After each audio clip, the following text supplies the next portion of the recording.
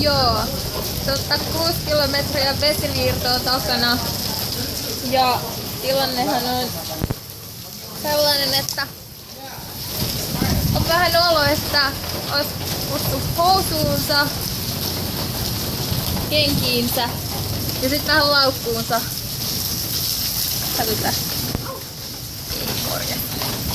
Tuolla kun moottoritiellä ajeli 30, niin että ei uskaltanut oikein jarruttaa, oli vaan mentävä pidettävä koivet ylhäällä. Koska vettä oli puoleen renkaaseen asti. Välillä tuli sellainen olo, että nyt alkaa vitsit olla vähän vähissä, kun jos ei taivaalta tullut kovia vesipisaroita päälle, niin sitten ne vieressä olevat kaverit suhahtaa sellaista ykköstä silmää ohi, että sun päälle roiskahtaa ihanasti vähän lisää turvetta. Tää on, mutta siis tää on poljetä.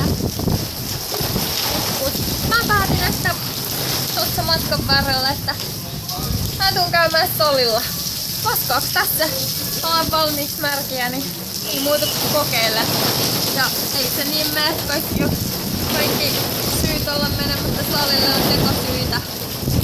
Ja #beastmodi.